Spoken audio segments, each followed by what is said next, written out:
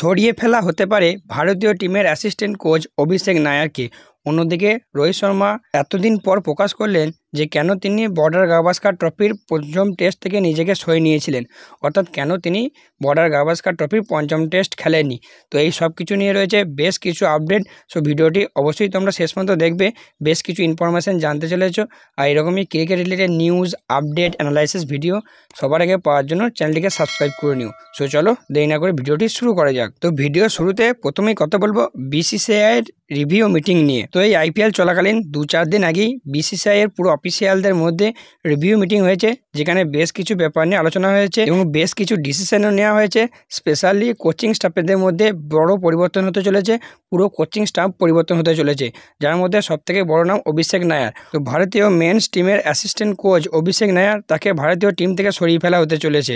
So Hindustan টাইমসের একটা report অনুযায়ী শোনা যাচ্ছে ভারতের বিসিসিআইয়ের যে রিভিউ মিটিং হয়েছে, সেই রিভিউ মিটিংয়ে ভারতীয় বোর্ডের একজন স্টাফ সে অভিষেক নায়ারকে নিয়ে আঙুল তুলেছে, যেখানে সে অভিষেক নায়ারকে নিয়ে বলেছে যে অভিষেক নায়ার একজন অ্যাসিস্ট্যান্ট কোচ হিসেবে যা যা করার বা যা যা সার্ভিস দেওয়ার, সেই পুরোপুরি সার্ভিস বা তার পুরো বেস্ট সার্ভিস সে ভারতীয় টিমকে দিতে পারেনি, যার উদাহরণ হিসেবে সে বর্ডার গাভাস্কার ট্রফির কথা বলেছে। এবং এই সব কিছু মিটিং আলোচনা হওয়ার পর খুব সম্ভবত ভারতের কোচিং স্টাফ থেকে অভিষেক নায়ারকে সরিয়ে ফেলা হতে চলেছে এবং তার পরিবর্তে অ্যাসিস্ট্যান্ট ব্যাটিং কোচ হিসেবে ভারতীয় দলে আসতে চলেছে সিটাংশু কোটাক। তবে শুধু যে অ্যাসিস্ট্যান্ট কোচ তাই নয়, তার সঙ্গে শোনা যাচ্ছে ফিল্ডিং কোচ টি দিলীপ এবং স্ট্রেংথ অ্যান্ড কন্ডিশনাল কোচ সোম দেশাই, এদের দুজনকেও ভারতীয় দল থেকে রিলিজ করা হতে চলেছে।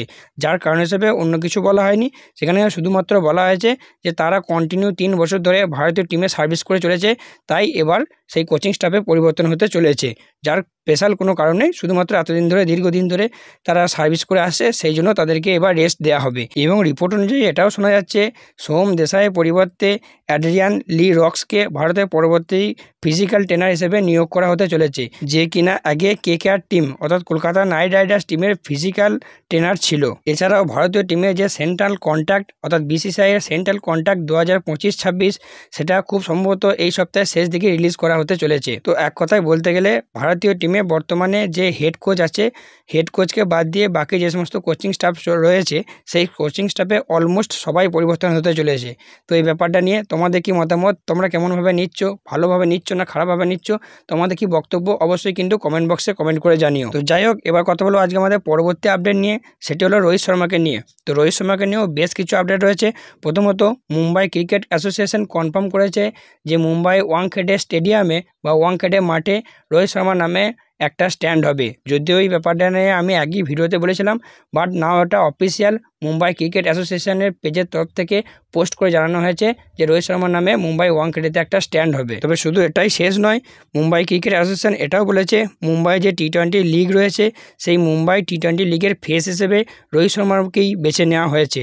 So great gesture by Mumbai cricket association. Rohit শর্মাকে এত সুন্দর একটা অনার দেওয়ার জন্য সত্যি অসংখ্য ধন্যবাদ মুম্বাই ক্রিকেট অ্যাসোসিয়েশনকে। এছাড়াও রোহিতকে নিয়ে আরেকটা আপডেট রয়েছে, যেমনটা কি সবাই জানো, বর্ডার গাভাস্কার ট্রফিতে শেষ ম্যাচে অর্থাৎ পঞ্চম টেস্টে রোহিত শর্মা খেলেনি, সে রেস্ট নিয়েছিল এবং তার পরিবর্তে অন্য একজন প্লেয়ার খেলছিল। বাট সেখানে সে কিন্তু এতদিন পর্যন্ত কনফার্ম করেনি যে অ্যাকচুয়ালি কেন সে খেলেনি। বাট রিসেন্টলি একটা ইন্টারভিউতে এই ব্যাপারে প্রশ্ন করলে রোহিত শর্মা বলে যে ওই টাইমে আমার ব্যাটে ঠিকঠাক বল হিট হচ্ছিল না, তাই আমি নিজেকে সরিয়ে নিয়েছিলাম ওই ম্যাচ থেকে এবং আমি গিলকেও একটা সুযোগ দিতে চাইছিলাম যাতে সে বড় কিছু করতে পারে। সো যাই হোক, এবার কথা হলো আমাদের নেক্সট আপডেট নিয়ে, সেটি হলো সন্দীপ শর্মার একটা খারাপ রেকর্ডের ব্যাপারে। যেমনটা কি জানো, গতকাল দিল্লি ক্যাপিটালস এবং রাজস্থান রয়্যালসের মধ্যে ম্যাচ ছিল এবং সেই ম্যাচে সন্দীপ শর্মা বল করতে এসে 1 ওভারে 11টা বল করে, অর্থাৎ 11টা বল দিয়ে একটা ওভার শেষ করে, যার মধ্যে 6টা নর্মাল ডেলিভারি, 4টে ওয়াইড এবং একটা নো বল ছিল। এবং এরই সঙ্গে সন্দীপ শর্মা একটা রেকর্ডও করে ফেলে, আইপিএলের ইতিহাসে সবথেকে লম্বা ওভার করার তালিকায় সে কিন্তু চলে আসে। যদিও এর আগে এই রেকর্ড 3 জনের নামে রয়েছে, সেটি হচ্ছে শার্দুল ঠাকুর, মোহাম্মদ সিরাজ এবং তুষার দেশপান্ডের নামে। এরাও কিন্তু 11 বলে ওভার করেছিল আগে এবং তাদেরই সঙ্গে তাদেরই পাশে সন্দীপ শর্মার নামও কিন্তু যুক্ত হয়ে গেল। তো আমাদের নেক্সট আপডেট ময়ঙ্ক যাদবকে নিয়ে। তো finally Mayank যাদবকে NCA fully permission দিয়েছে, ফির হিসেবে ঘোষণা করেছে এবং সে কিন্তু লখনৌ টিমের সঙ্গে চলে এসছে বা লখনৌ টিমে জয়েন করে গেছে। বাট এখন দেখার বিষয় সে পরের ম্যাচ খেলে কি খেলে না, সেই ব্যাপারে যদি এখন কোনো আপডেট নেই, সেই ব্যাপারে আপডেট হলে অবশ্যই জানিয়ে দেবো। আর ময়ঙ্ক যাদব 2 দিন আগেই লখনৌ টিমে চলে আসছে, এসেছে। যদিও আমার ভিডিও বানানো হয়নি, তাই এই নিউজটা দিতে একটু লেট হচ্ছে। আর এবার কথা বলবো আজকে আমাদের ফাইনাল আপডেট নিয়ে, সেটি হলো অলিম্পিক 2028-এ যেমনটা কি তোমরা জানো ক্রিকেট খেলা অ্যাড হয়েছে, অর্থাৎ অলিম্পিক 2028 থেকে ক্রিকেট হবে টি20 ফরম্যাটে। সেটা মেন্স বলো বা ওমেন্স বলো, দুটো ফরম্যাটই হবে, অর্থাৎ মেন্সদের মধ্যেও খেলা হবে এবং ওমেন্সদের মধ্যেও খেলা হবে টি20 ফরম্যাটে। এবং অলিম্পিকের তরফ থেকে এবং আইসিসির তরফ থেকে জানানো হয়েছে যে মাঠে খেলা হবে সেই মাঠের নাম অ্যানাউন্স করা হয়েছে, সেটি হলো সাউথ ক্যালিফোর্নিয়াতে ফেয়ার গ্রাউন্ডস ইন পোমানা, অর্থাৎ পোমানার ফেয়ার গ্রাউন্ডস যেটা সাউথ ক্যালিফোর্নিয়ায় অবস্থিত, সেই মাঠেই কিন্তু অলিম্পিক 2028-এর ক্রিকেট ম্যাচগুলো অনুষ্ঠিত হবে। তো অলিম্পিকে ক্রিকেট নিয়ে বা ক্রিকেট খেলা দেখা নিয়ে কতটা এক্সাইটেড অবশ্যই তোমরা কমেন্ট করে জানিও। তো আজকের ভিডিওটা এতটাই। ভিডিওটা ভালো লাগলে অবশ্যই একটা লাইক করে দিও। এরকমই ক্রিকেট রিলেটেড নিউজ আপডেটের জন্য চ্যানেলটাকে সাবস্ক্রাইব করে নিও। আর কোনো প্রশ্ন থাকলে কমেন্ট বক্সে করতে পারো, তার উত্তর দেওয়ার চেষ্টা করব। সো চলো দেখা হচ্ছে পরবর্তী ভিডিওতে।